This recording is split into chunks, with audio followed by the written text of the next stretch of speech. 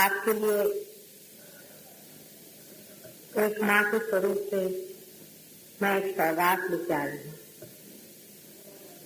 जिसका नाम बहुत अद्भुत है और हो सकता है कि आपको विश्वास ही नहीं कि एक साधारण स्त्री आप ही की जैसी घर गृहस्थी में रहने वाली इस तरह की सौगात लेकर कैसे आ। उस सौगात का नाम है सहज मोक्ष।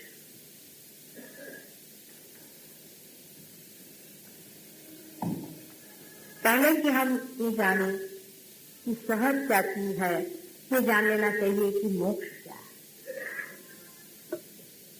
सैल्वेशन किसे कहते हैं। हम इस संसार में किसकी आए, मनुष्य की उत्पत्ति क्यों हुई, मनुष्य विशेष रूप में क्यों बनाया गया, परमेश्वर ने एक विशेष कलाकृति से इस सुंदर जीव को क्यों इतनी सारी शक्तियां दी। ये समझने के बाद ही आप जान पाएंगे कि आपका सारा अस्तित्व, आपका पूरा एग्जिस्टेंस आपको अत्यंत आनंद में डुबोने के लिए। इसीलिए परमात्मा ने बड़ी मेहनत से सृष्टि की। अब आप में ऐसे भी लोग हो सकते हैं कि जो ये कहेंगे कि माता जी परमात्मा कहाँ है, हमको उस पर भी नहीं विश्वास। एबीसीडी से ही शुरू करना पड़ता है कभी।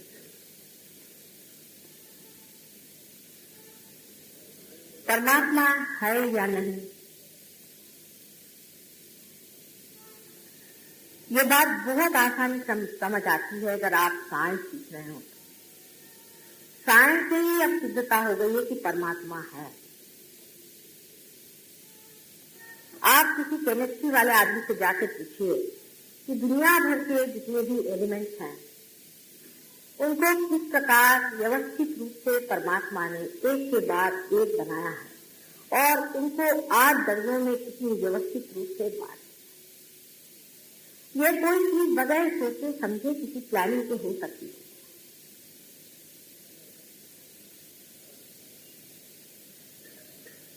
आप जब किसी फिजिसिस्ट के पास जाएं और उनसे ये कहने को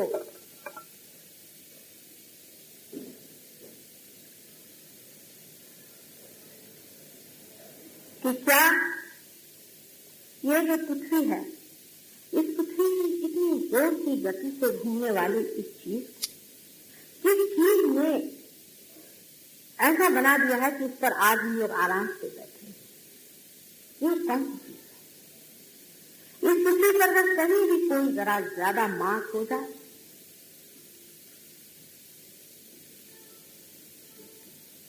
तो ये पृथ्वी डामाडोल हो सकती है। पूरी तरह से हम लोग पूरी तरह से डामाडोल हो सकते हैं। उसका सारा चालन इस सुव्यवस्था से, सूर्य से हमारा अंतर का रखना, पूरी ही व्यवस्था इतनी कमाल की है कि इसके पीछे कोई न कोई जरूर जादूगर है। फिर आप अपनी ही ओर देख कर कह सकते हैं कि इस हृदय की चालना करने वाले, इस हृदय को चलाने वाले कौन है? उसको आप कुछ भी नाम दीजिए, प्रकृति नाम दीजिए, नेचर नाम दीजिए, उसको आप परमात्मा कहें, अपनी भाषा में आप उसे चाहे कुछ भी कहें। लेकिन अब साइकोलॉजिस्ट भी कहने लगे कि अपने यहाँ अंदर में कोई ऐसा विश्वव्यापी आत्मा है जिसको वो अनकॉन्शियस, यूनिवर्सल अनकॉन्शियस कहते हैं, कि जो कुछ अजीब सी बातें हमारे लिए करता है, हमें संतुलन लाता है, हमें संभालता है, हमें स्वप्न में आकर के बचाता है, वो भी इस बात को कहने लगे। जिस कगार पे आज मनुष्यता पहुंच गई है वो इतना जरूर समझे कि बीच में कुछ खाई जरूर है। जब तक खाई दिखाई नहीं देती, खाई तक ले जाना जरूरी होता है।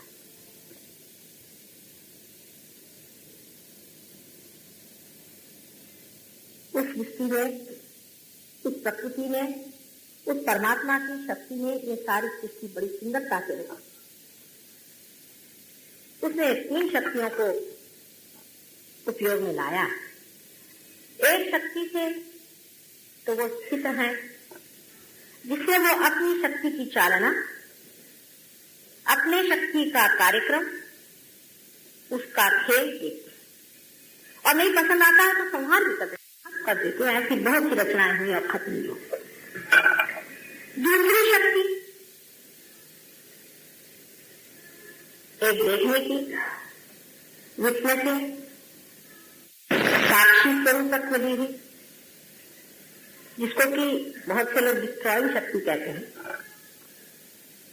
और दूसरी शक्ति जो कि सृजन करती है बड़े बड़े ग्रह, तारे, चंद्र, सूर्य, तारकाओं की मालाएं, पृथ्वी जैसी सुंदर चीज, इस सृजन शक्ति को क्रिएटिव पावर आप कह सकते हैं। इसको भी परमात्मा ही करते। एक सल्फर डाइऑक्साइड का आप अगर एक छोटा सा परमाणु मॉलिक्यूल ले लें तो उसमें आप आश्चर्यचकित होंगे कि एक सल्फर के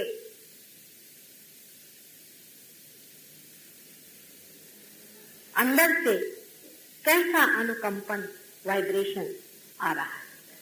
हालांकि वो बिजली जैसा है, इलेक्ट्रोमैग्नेटिक, लेकिन उसको कौन वहां चला रहा है? उस एक छोटे से परमाणु में उस चीज को कौन चला रहा है? उस अणुरेणु में कौन कंपित है? अगर मैं यहाँ बोलूं नहीं तो आपके पास कोई आवाज नहीं आने वाली। उस छोटे से अणु परमाणु में वही शक्ति काम कर रही है जिसने सारी सृष्टि की सृजन की है, और जो सोचती है और समझती है और सब चीज पे अनुशासित है। आप चाहे विश्वास करें या न करें। तीसरी शक्ति परमात्मा ने जो इस्तेमाल की है, जिसे बहुत ही खूबी से काम में लाया हुआ है, वो उत्क्रांति की शक्ति है, रेवलेशन की शक्ति है। जिस शक्ति के कारण धीरे धीरे मनुष्य इस दशा में आ गया, इस चेतनामय दशा में आ गया। सल्फर डाइऑक्साइड में जो शक्ति स्थित है, वो नहीं जानती कि मेरे अंदर कोई शक्ति भी स्थित है। उनको ये भी नहीं पता कि इसके अंदर से कुछ चल रहा है, नहीं चल रहा है, मैं कहाँ खड़ा हूं, कि मेरी क्या एटॉमिक स्थिति है, वो कुछ नहीं। वो बस सिर्फ स्थित है, यहाँ तहाँ जमे हुए, पूरी तरह से अनुशासित है। उसके बाद जो उनकी तीसरी शक्ति है, उसी में जीवन का स्पंदन शुरू हुआ। उसी शक्ति के वजह से जीवन का स्पंदन शुरू होने के बाद मनुष्य में उत्क्रांति यानी इवोल्यूशन होना शुरू हुआ। मैं कहूंगी कि पहले तो प्राणी मात्रों में ही हुआ, उससे भी पहले आप जैसे जानते वनस्पति में हुआ, और आज मनुष्य में भी उस उत्क्रांति की आखिरी दशा आ गई। आप अगर किसी बंदर का सर देखें तो वो यहाँ से आधा कटा हुआ नजर आता है। ये सर हमारा बढ़ने की जरूरत थी, जो आगे का है, जिससे हम सोचते हैं, प्लानिंग करते हैं, जिससे हम अपना अहंकार चलाते हैं। ये भी परमात्मा ने दी हुई चीज है। इसे जूझने की कोई जरूरत नहीं, इसे घबराने की कोई जरूरत नहीं। ये हिस्सा भी हमारा इतना आगे आना चाहिए था। हमारा शरीर का जीवन यंत्र भी इतना पूरा तैयार होने का था, इसीलिए ये कार्य हुआ।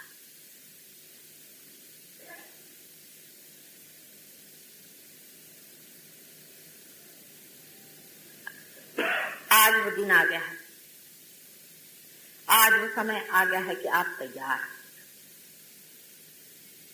इसका वर्णन हमारे किताबों में, ग्रंथ शास्त्रों में, बड़े बड़े ऋषि मुनियों ने और भी धर्मों में हर एक जगह किया गया है। उसका पढ़ना बहुतों से हुआ नहीं, बहुतों ने उसे समझा नहीं, जाना नहीं, लेकिन उसका साक्षात होने की आज घड़ी आ गई।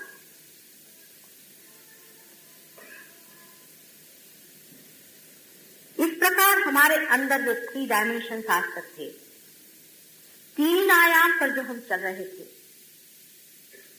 उस 3 आयाम से अब चौथे आयाम पे उतरने का समय आ गया है। और उस चौथे आयाम की बात बहुत दिनों से चल रही।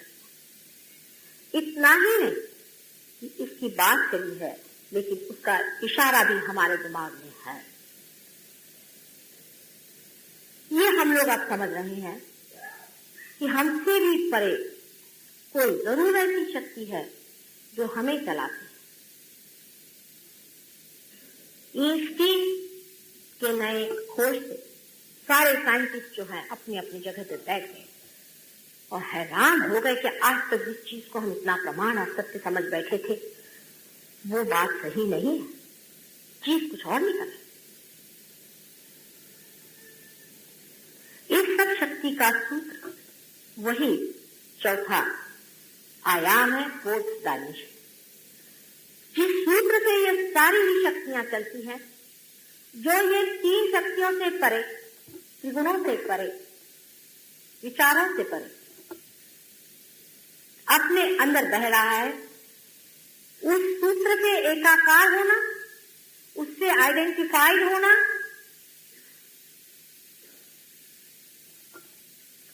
यही मोक्ष, यही मोक्ष का रास्ता है। जहां आप निर्विचार में जाग जाते हैं, सोते नहीं, ट्रांस की बात मैं नहीं करती, वो तो एक मायावी खेल है जिसके बारे में मैं बाद में आपको बताऊंगी।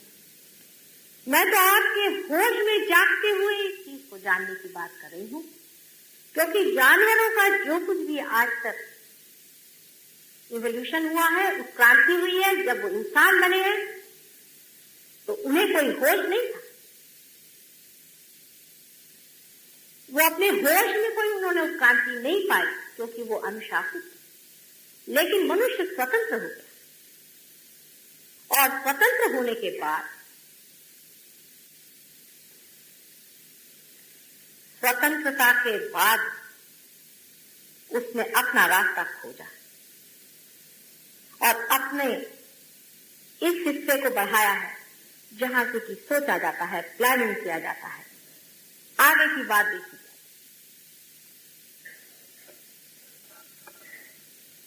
जब आज संपूर्णता पे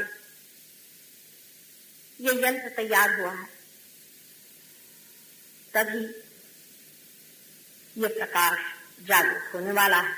जैसे कि आपने दीप संजो के रस में उसमें बात लगा दी, तेल डाल दिया है, तीनों डायमेंशन तैयार है, अब सिर्फ उसमें बात डालने की बात है।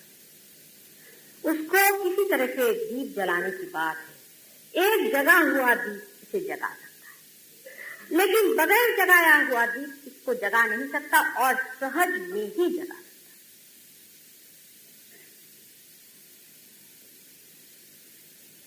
मोक्ष का मतलब सीधा सीधा ये है कि जिस सूत्र के द्वारा, जिस शक्ति के द्वारा ये सारी सृष्टि का रचनात्मक कार्य हुआ और जिसके द्वारा हम भी तैयार हुए,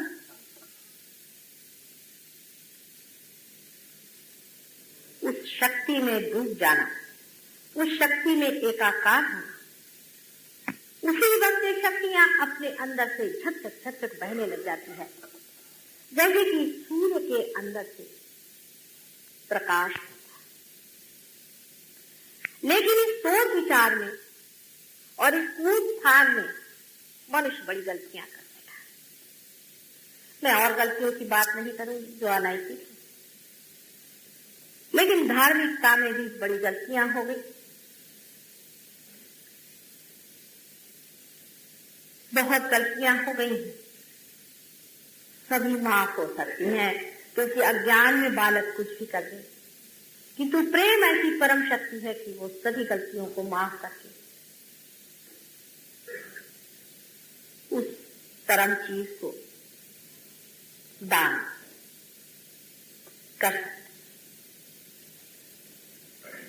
इसी प्रेम की शक्ति ने ही सारा संसार रचा है, उसी प्रेम ने आपको बनाया है और आज आपके अंदर बसा हुआ प्रेम जाग उठता है, इससे सारा संसार प्रेममय हो सकता है।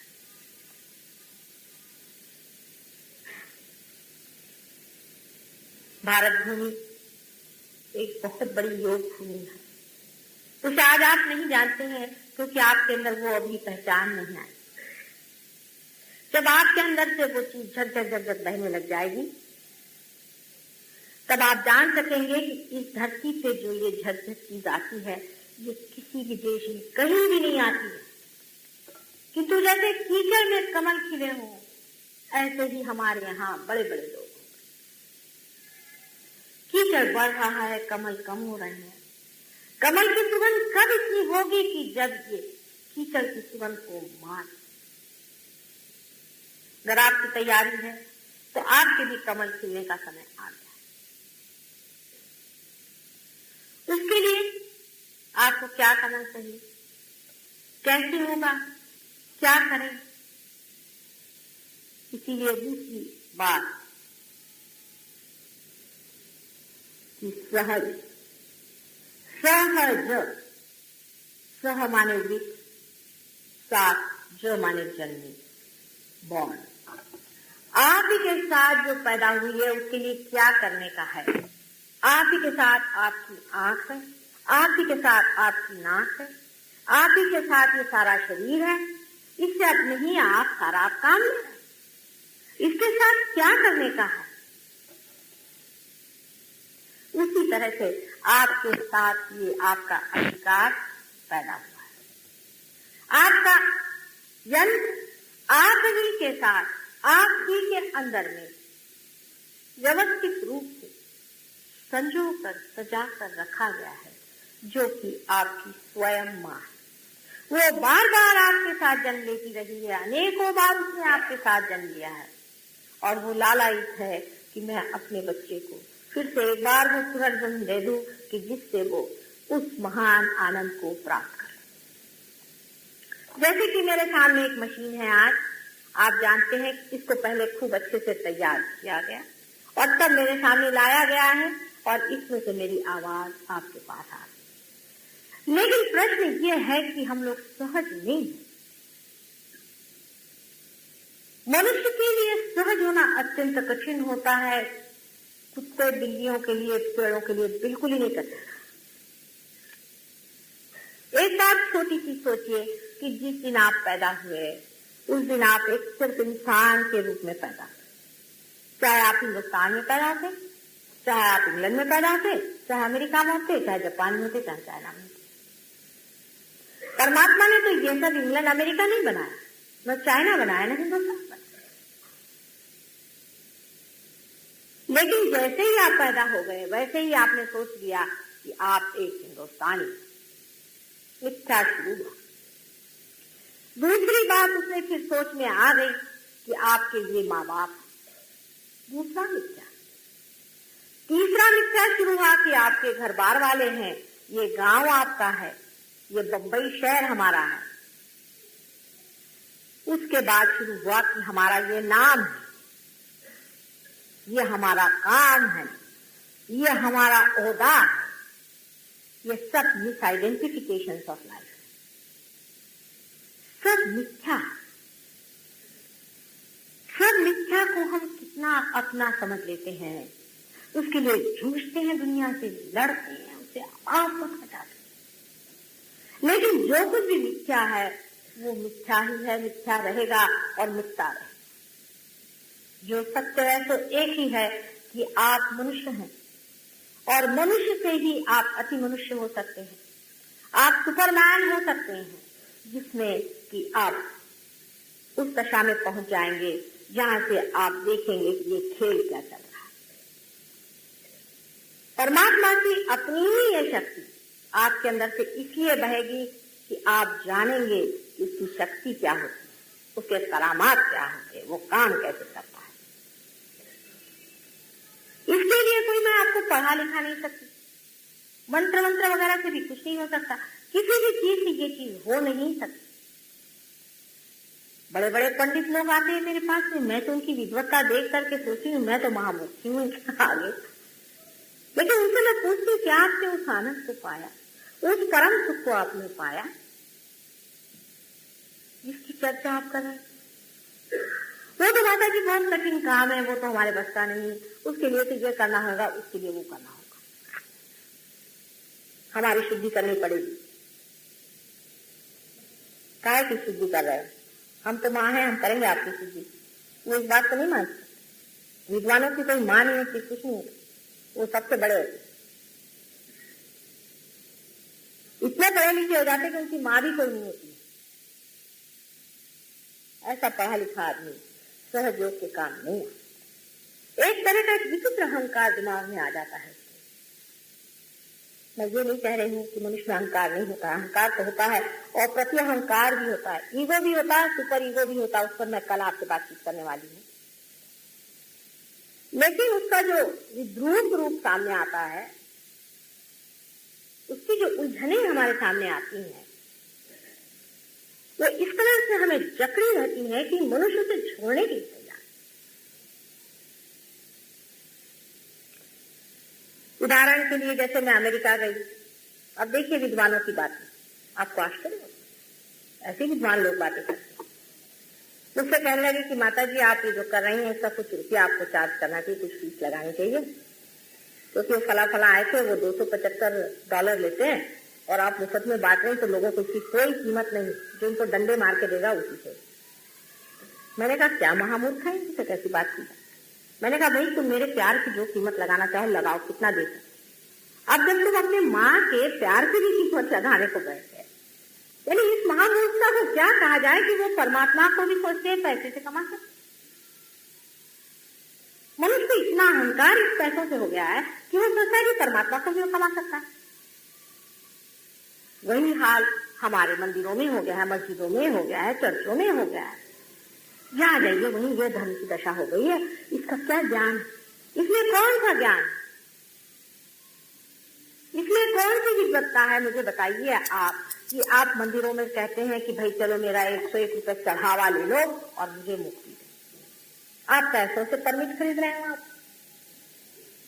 भाई मैं तो बड़ा दानी आदमी हूँ माता जी, मैंने तो उस मंदिर में इतने रुपया दिए। और पता ये हुआ कि उसको जो पुजारी साहब को मैंने देखा तो पता हुआ कि महाराक्षस। मथुरा में जहाँ पे कृष्ण बसे, जिन्होंने सारी अपनी लीलाएं की, आपको आश्चर्य होगा कि मैं मथुरा में गई तो देख के दंग हो रही कि वहां के जो पुजारी लोग हैं उनमें से जिन से मैं मिली, औरों का तो मैं नहीं कह सकती, सभी वही अनुचर है जो कंस के अनुचर थे और राक्षस रहते थे और आज सबको लूट है। कोई भी धार्मिक आदमी पैसे की लूट नहीं बता सकता, दूसरे के पैसे पे रहने की उसमें आदत नहीं होती, उसकी दानत भी ऐसी होती है कि उसको कोई खरीद ही नहीं सकता, उसका खरीदने वाला पैदा ही नहीं हो सकता। उसको जो खरीद ले वो क्या धार्मिक होगा? मनुष्य की बुद्धि इतनी बेवकूफ है कि वो धर्म को खरीदना चाहती है। कितनी असहज बात, इम्पॉसिबिलिटी है। आप इम्पॉसिबिलिटी की बातें करते हैं फिर कहेंगे कठिन है, जरूरी कठिन है परमात्मा की ग्रेस है।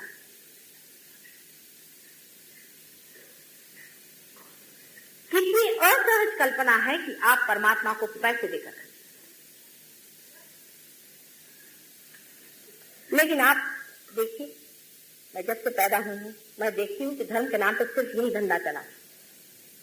कोई भाषण देके पैसा कमाता है, कोई कुछ करके पैसा कमाता है, सब मोटरें खरीद रहे हैं, घर खरीद रहे हैं, मकानात खरीद रहे हैं। इन सेवकों के, परमात्मा के भक्तों के पैसों से मोटरें खरीद रहे हैं। और आप लोग भी क्या, आप लोग तो इसे मानते हैं, तभी इन लोगों को इतना बड़ा बड़ा बना के रखा हुआ है। ये आपका भी एक बड़ा भारी दोष है। इन लोगों की मान्यता आपको बहुत ज्यादा है, क्योंकि आपका एक अहंकार भी उसमें पूरा होता है कि चलो 2 रुपए में हमने भगवान को खरीद लिया। वो भी आपकी कमजोरियां खूब जानते हैं। पैसे से आप परमात्मा को नहीं खरीदते। ये बड़ी ही असहज बात है। जो जीवंत चीज है उसको आप खरीद नहीं सकते। प्यार को खरीदने की बात करना उस प्यार का महा अपमान है और महापाप है। और इन लोगों को भी जान लेना चाहिए कि बगैर परमात्मा से अथॉरिटी लिए बगैर जो आदमी धर्म की बातें करता है और गुरु बन के बैठता है वो महापाप करता है और उसके लिए बहुत बड़ी सजा नियत है। पैसे कमा लेंगे यहाँ आप, रुपया कमा लेंगे यहाँ आप, लेकिन परमात्मा के साम्राज्य में ऐसे आदमी को माफी नहीं मिलेगी। ये समझ लेना चाहिए। इस तरह की बात न सोचना चाहिए न करना चाहिए। ये कोई सोशियो इकोनॉमिक एक्टिविटी नहीं है। सबने धंधा बना लिया। धन का धंधा नहीं बना सकते। अभी मैं आपसे कह रही हूँ, लेकिन अभी जाते जाते इधर मंदिर दिखाई देंगे तो आप 2 रुपये वहां चढ़ा के जाएंगे। ये मनुष्य की असहिष्णुता है। इसका मतलब ये नहीं कि मंदिरों में परमात्मा नहीं, लेकिन वहां बैठे बिलख रहे हैं कि हे राम, मुझे तो तुमने यहाँ दिखा दिया और ये सामने मेरे एक राक्षस बैठा हुआ सब पैसे नोच रहा है, मेरे भक्तों से नोच रहा है, वो रो रही है माँ वहां अंदर में। विकल्प की कहा ये दिखा दिया, जिसको इसका ठिकाना करो, मुझसे देखा।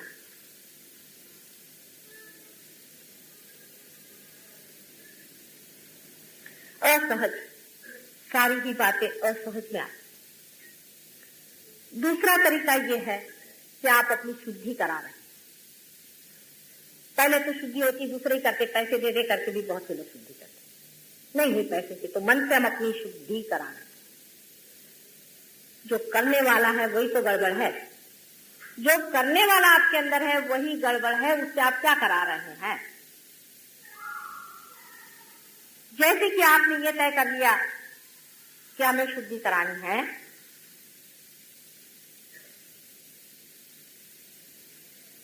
आप समझ लें आपकी शुद्धि नहीं है, क्योंकि शुद्धि की जिस वजह से होती है, जो धोता है उसकी, जो उसको स्वच्छ करता है,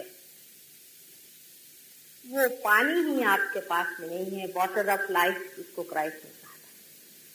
वो वाइब्रेशन भी आपके पास में नहीं है जिससे आप शुद्धि कराएं।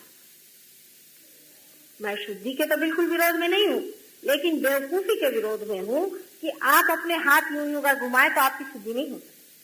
आपके लिए वो पानी चाहिए कि जिससे आप अपनी शुद्धि करें। उसके लिए कम से कम ये वाइब्रेशन आपके अंदर आना चाहिए, नहीं तो आप अपनी शुद्धि कर ही नहीं।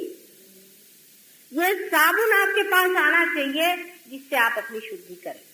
हवाई शुद्धि नहीं होती है, उसमें बड़ा अहंकार आ जाता है। लोग सोचते हैं मैं बड़ा शुद्ध मन हूँ, ये बड़ा अशुद्ध मन है।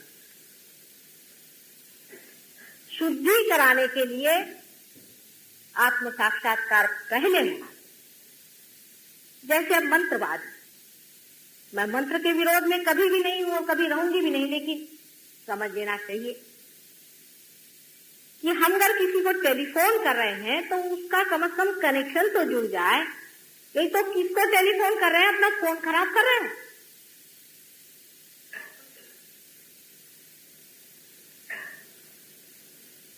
भगवान के मामले में हम तो ये सोचते हैं कि हम जो भी कहें वो ठीक है और जैसा भी करें वो ठीक है। यही मनुष्य की असहज भावना है कि परमात्मा के बारे में अपनी कल्पनाएं बना के रखना, ये मनुष्य की महामूर्खता। क्योंकि वो जैसा है वैसा है, उसको आपको देखना है, जानना है, तब उसके बारे में आप सोचिए। आपने अपने मन से सोच लिया कि ऐसा भगवान है, ये भगवान मेरे लॉटरी का रुपया मिला, भगवान ने मेरे को बड़ी कृपा करी। अरे उनसे कोई धंधा है या नहीं कि तुम्हें लॉटरी का टिकट देने के लिए भगवान बैठा?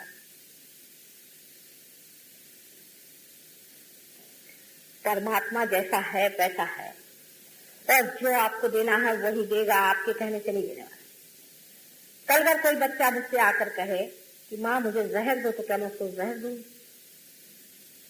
वो अगर कहे कि माँ मुझे किसी तरह से मेहनत करके ऐसी चीज ला दो जिससे मेरा मनोरंजन मात्र हो जाए थोड़ी देर के लिए और बाद में मेरी खोपड़ी फूट जाए, क्या ऐसी चीज मैं उसे दूंगी? हम अपने बच्चों को वही चीज देते हैं जो असलियत होती, जो एब्सोल्यूट होती। वही देना चाहिए। जो माँ बाप ऐसी चीज नहीं देते वो गलती कर रहे हैं, वो माँ बाप नहीं, गलत माँ बाप। परमात्मा से भी जो मांगना है वो परम ही मांगिए, और कोई चीज मांगने की है ये नहीं क्योंकि उसके पास परम ही है। और ये क्या माया और छल कपट, ये उसे मांग रहे हैं। इस चक्कर में आप दौड़ रहे हैं जिससे सिर्फ आपके अंदर के भय, आशंकाएं और आपसे मची, जिससे आपके सर में सारे टेंशन भरे हुए हैं और आप परेशान। ये भी कोई मांगने की चीज है। अगर राजा के पास जाइए तो बादशाहत मांगिए, कोई भिखारी के पास जा रहे हैं क्या? लेकिन मनुष्य असहज, वो असहज है। और जो लोग इस तरह की चीजें उनको करामात करके देते हैं उसको बहुत कुछ समझ। मैं पूछती हूँ कि उन देशों की ओर देखिए जिन्होंने सब कुछ, बहुत कुछ पा लिया मटीरियल। जिन देशों में सब कुछ मिल गया है, जहाँ पे नौकरानियां भी मोटरों में घूमती हैं, उन देशों के अंदर जाकर आपको देखना होगा आज क्या वो देश खुश है?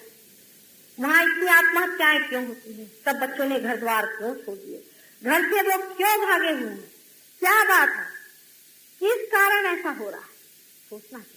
क्या हम भी उसी भाड़ में जाने वाले हैं? उसी चूल्हे में अपने को जलाने वाले हैं? क्या हम भी इसे खाई में उतरने वाले हैं? क्या उसी रास्ते से इस योग भूमि के भी वासी गुजरने वाले हैं? उसी दशा में से निकल के कि जब हमारे बच्चे हिप्पी हो करके और गांजा पीते हुए दौड़ेंगे तब हम लोग जागने वाले हैं, और तब हम समझने वाले हैं कि रास्ते को शॉर्ट सर्किट करो, गलत रास्ता। सुख, समाधान, आनंद हमारे अंदर है। पर इसका मैं कोई आपको आदेश नहीं दे सकती, इसके लिए मैं कोई आपको शिक्षा नहीं दे सकती, इसके लिए मैं आपको कोई नियम नहीं दे सकती, इसको कोई पढ़ा नहीं सकता। जो एक बीज अपने आप से उग आता है, उसी तरह से आप ही के अंदर बसा हुआ आप ही का बीज अपने आप से उगाता है। मैं तो केवल थोड़ा सा प्यार का पानी उसमें डाल दूं, और जब आपका बीज जल जाएगा तो आप भी प्यार का पानी दूसरे में डाल सकते हैं। जब एक दीप जल जाएगा तो वो दूसरा दीप जला सकता है। सहज में ही जीवन चीज बनती है। मनुष्य के कृत्रिमता से कोई जिंदगी नहीं बन सकती, लाइफ हो। लेकिन इस चीज को आप बुद्धि से जान भी ले और समझ भी ले तो भी ये चीज अंदर साक्षात नहीं है, तो भी सत्य दूर से ही दिखाई देता है। सत्य हमारे साथ में एकाकार नहीं होता, आइडेंटिफाइड नहीं होता है। सत्य को तो हम खूब जानते हैं, किताबों में पढ़ते हैं, देखते हैं, लेकिन सत्य हमारे साथ आइडेंटिफाइड नहीं होता। सत्य जो है हमसे दूर ही रहता है। सत्य को हम देखते हैं, उसका दर्शन मात्र होते रहता है, और ऐसा लगता है कि कोई छलता है, तो समझ भी नहीं आता। माना कि सत्य यही है, लेकिन सत्य से हम एकाकार नहीं हो पाते, उससे तादाद नहीं।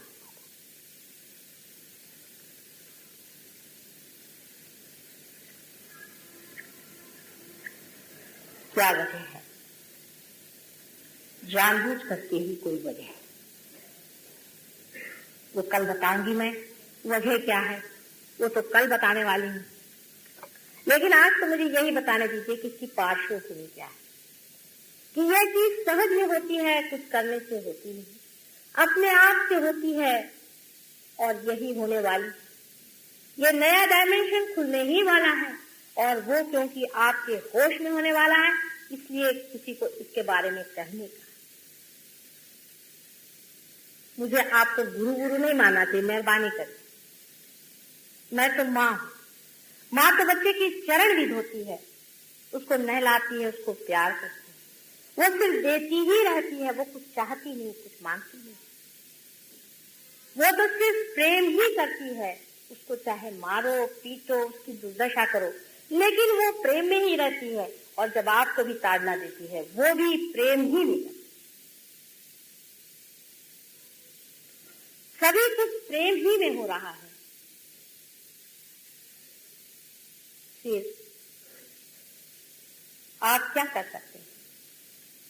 आप सिर्फ स्वीकार करें, अंदर स्वीकार करें, जो कि शांत स्वरूप है। आपको कुछ कहना नहीं होगा मुझे, कुछ करना नहीं होगा मुझे। अपने आप जैसे कि सूर्य के किरण अपने आप संसार में फैल करके, ये सृष्टि में अपना जाल फैला करके आपको जीवन दान देते हैं, उसी प्रकार ये प्रेम भी फैल कर आपके अंदर घुस जाए और आपके अंदर जाकर के वो कार्य करे। कुछ करने का नहीं, यही सहज है और यही मोक्ष है। आप लोगों को इतनी तादाद को देखकर बड़ी खुशी होती है कि इस देश में इतनी परेशानियां होते हुए भी मनुष्य शांति की खोज में, आनंद की खोज, सत्य ठिकाने पर पहुंचना चाहता है, गलत ठिकाने नहीं जाता। ये बड़ी भारी बात है। ये भी पूर्व जन्म के संचित है जो आज आप यहाँ पर। इसके लिए मैं आपको एक छोटी सी कहानी बताऊंगी।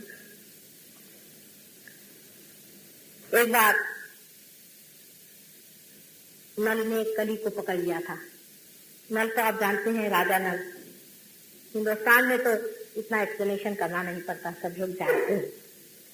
कली को पकड़ लिया था और कली से कहा कि आओ, मैं तुम्हारी गर्दन ऐसी मरोड़ देता हूं कि फिर से तुम जीवित हो। तुमने मेरे साथ बड़ी बड़ी छलना। कली ने सोचा कि अब तो कोई बचाव है नहीं, तो उन्होंने कहा कि अच्छा भाई, तुम मुझे मार डालो, मुझे कोई हर्ज नहीं, लेकिन तुम मेरी महिमा, तुम कलियुग की महिमा से तब तो मुझे नहीं मारो। क्या महिमा है? अच्छा बताओ। कल ये महिमा है कि कलियुग में आज इन पहाड़ों में, कंदरों में घूमने वाले ऋषि मुनि खोजते हुए, त्राही त्राही करते हुए भटक रहे, वो कलियुग में ही एक सर्वसाधारण सामान्य जन बन करके गृहस्थी में आएंगे, संत बन करके, और वो पार होने वाले। इसी युग में जहां की हाहाकार पूरी तरह से हो जाएगा, अधर्म पूरी तरह से तरफ जाएगा, तब इन्हीं लोगों के हृदय से धर्म जागेगा और सारे अधर्म को नष्ट कर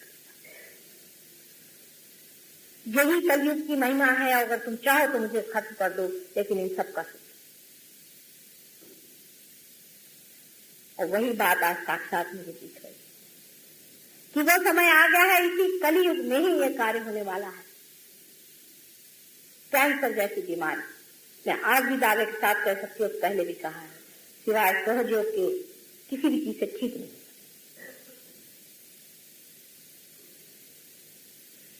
सारी ही बीमारियां इन वाइब्रेशन से ठीक हो सकती हैं, अधिकतर।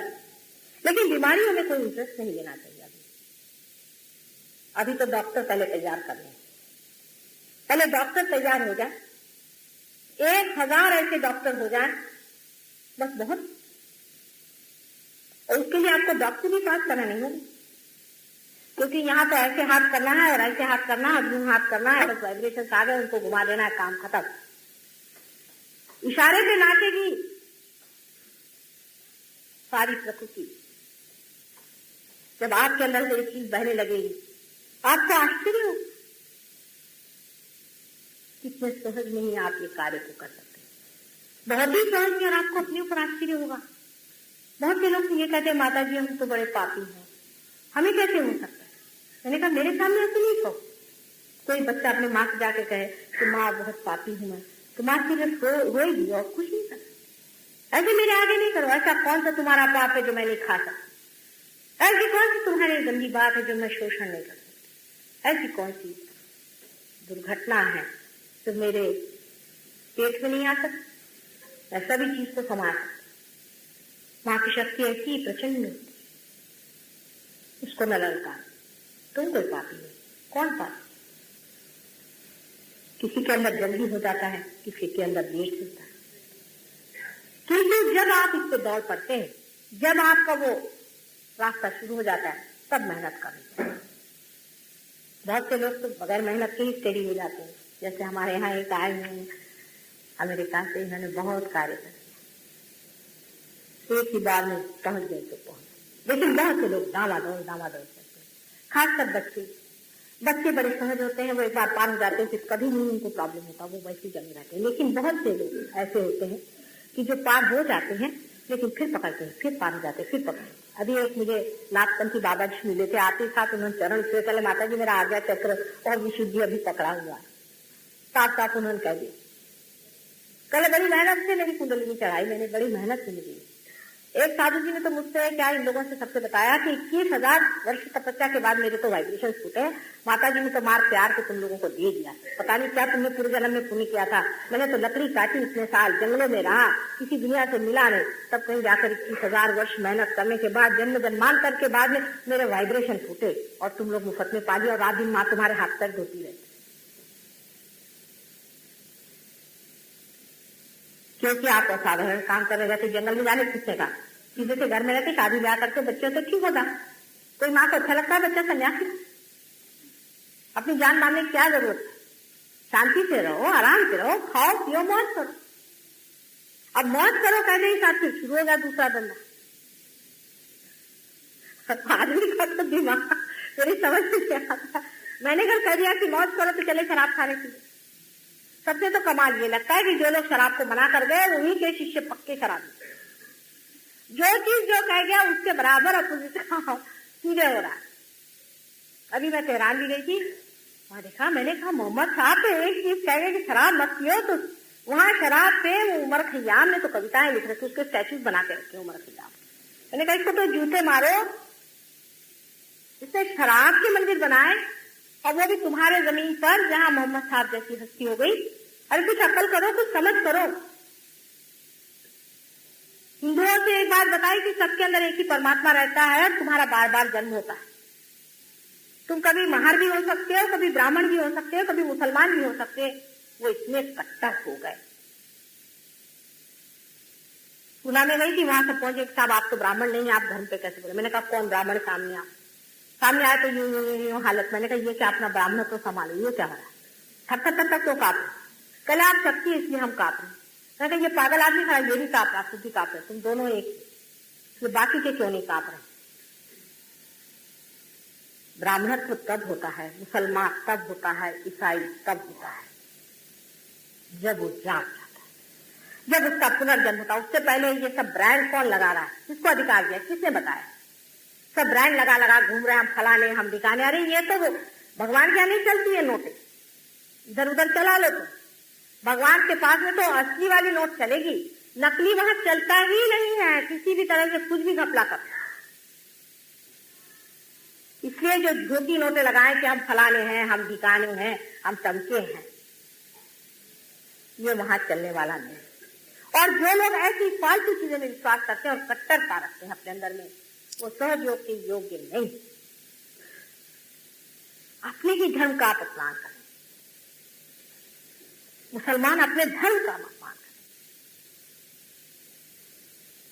ईसाई लोगों को ईसा ने बता दिया था, एक चीज को कह रहे थे कि भूतों को मत मानना, ये भूत जो होते हैं खराब होते हैं, स्पिरिट को बिल्कुल मत छूना, परमात्मा के विरोध में। उनसे ज्यादा और किसी ने तक खुलेआम नहीं कहा। हाँ, नानक जी ने कहा था, गुरु नानक ने कहा था। लेकिन जितने भूत वहां बचे हुए हैं उसका वर्णन ही मैं आपको नहीं करता। प्लैनचेट वो करते हैं, ESP वो करते हैं, फलाना ठिकाना वो करते हैं। उसके अलावा जो कुछ कमी की तो इधर से गए हैं बहुत सारे इधर, वो सब उनको लपेट रहे हैं, समेट रहे हैं। किसी ने तो 35 रोल्स रॉयस खरीद ली। इस धंधा भूतों का निकाला।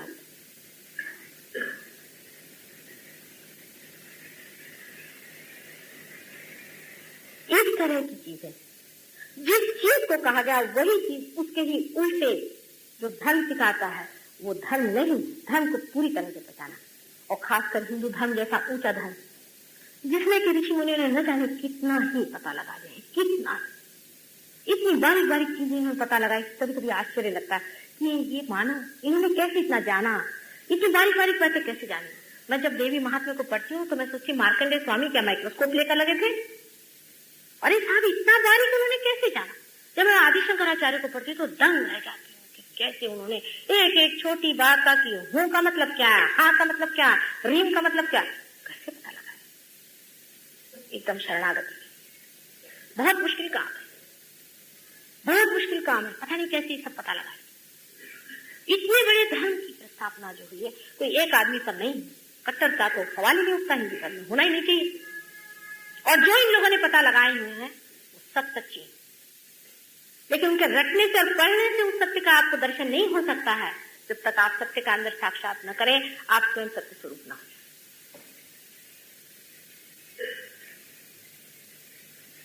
सत्य के खोज में बहुत लोग घूमते हैं, लेकिन असल में असत्य पे ही पड़ जाते हैं। इस वजह से चीज असहज हो जाती है। सहजता तब होती है कि जब भी हम हमें सत्य ही पाएंगे। सत्य के बगैर हम किसी चीज को नहीं माने। यहाँ तक कि मुझे भी मानने की कोई जरूरत, माने मुझे कोई इनकार भी नहीं करना चाहिए आपको, लेकिन मुझे मानने की भी जरूरत नहीं अंधे आंख से कि हाँ माँ ठीक है नहीं। जब आपके अंदर साक्षात होगा, आप स्वयं ही जान जाइएगा कि मैं आपको कोई बात झूठ नहीं बताती, मुझे आपसे कोई छल कपट नहीं करने का, मुझे आपसे कुछ लेने का नहीं, सिवाय इसके कि आप उस कल्याण को पालें, उस परम गति को पालें जिसके बारे में बहुत बार आशीर्वचन हुए। आपके बैंक में अकाउंट है, उसको मैं कैश करना चाहती हूँ, मैं तो एक सिर्फ कैशियर मात्र। लेकिन जिसका कुछ भी अकाउंट नहीं होगा उसको क्या किया जाए? थोड़ा बहुत तो होना चाहिए, ओवरड्राफ्ट नहीं सकता, लेकिन थोड़ा बहुत तो अकाउंट परमात्मा के पास भी होना चाहिए। जैसे कि बहुत से लोग मेरे पास आते हैं, माता जी वो तो ठीक हो गए, हमने ठीक है। सोचने की बात है, तो माँ का प्यार सभी के लिए ठीक है तो सबको ठीक करना चाहिए, लेकिन एक माँ के सभी बच्चे एक जैसे होते नहीं। और परमात्मा तो पुरुष है, वो तो बाप है, वो तो आपको पता है भाई क्या करें। वो भी जानता है अगर आप दुष्ट हैं, कल अगर हिटलर कहे कि साहब मेरे लिए आप राज दे दीजिए, उसको कौन राज देगा? उसको तो कुछ सजा हुई ही नहीं, बहुत सजा होनी चाहिए। मनुष्य को ये भी समझ लेना चाहिए कि हम अगर सहज में हैं, हम अगर परमात्मा के चरणों में हैं, तब तो परमात्मा हमसे बहुत खुश है। और इस मामले में आप कुछ ढोंग नहीं कर सकते, वो सब जान, आपका आगा पीछा सब जान, हर एक चीज जानते। वो क्या आपके अंदर में बसी हुई है, जो छोटी सी कुंडलिनी है, जो आपके अंदर वो शक्ति बसी हुई है, वही टेप रिकॉर्डर जैसे है, उसके अंदर सारी टेप। और वही टेप रिकॉर्डर जो है, जो टेप है, वो टेप जानती है कि कब आप पार हो सकते। वो तभी उठेगी, वो तभी चलेगी जिस वक्त में आप ऐसे आदमी से साक्षात करेंगे जिसके पास धर्म की अथॉरिटी है। और बाकी जितने कुंडलिनी के खेल करते हैं बहुत तमाशा कर रहे हैं। ये कुंडलिनी की जागृति नहीं करते हैं, ये तो गणेश जी का उसमें अपमान करते हैं बहुत बड़ा। वो तो द्वार रक्षक है, वो इन सब गधों को जानते हैं। और अगर आप इन लोगों के थ्रू अपनी कुंडलिनी जागृत करेंगे तो मार तमाशे मच जाएंगे। और वही फिर किताबें लिखते हैं कि उसमें आज जलता है, उसमें होता है। आपको किसने कहा था कुंडलिनी को हाथ लगाने के? आप होते कौन? आपकी माँ अंदर बैठी हुई है, उसके द्वार रक्षक श्री गणेश बैठे हुए, वो चिर के बालक हैं। उनको मालूम है कि उनकी माँ लज्जा से ढकी, उसकी इज्जत, उसकी आबरू संभालना उनका कर्तव्य है।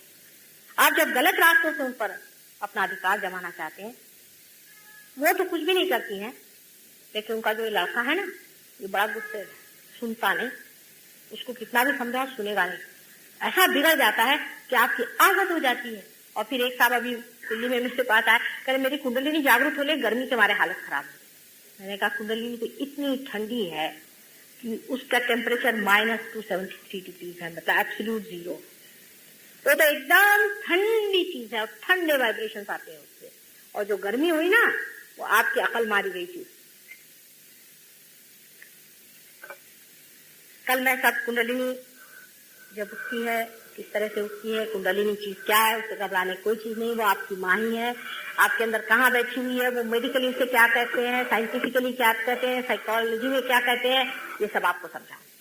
और इसके अलावा ये भी मैं समझाऊंगी कि इसके जागरण के वक्त में क्या क्या होता है। आप में कौन सी चेंज आ जाती है, आपके माइंड की कौन सी दशा हो जाती है, इस पर मैं आपसे विवेचन करूंगी। कल भी आप आइएगा और परसों भी आइएगा, 3 दिन जरूर आना होगा। एक दिन में लोग तो सोचते हैं कि जैसे चलो वहां पानी पी के आ गए, तो चलो माता जी का भाषण सुन के आ गए। अपने लिए समय निकालिए।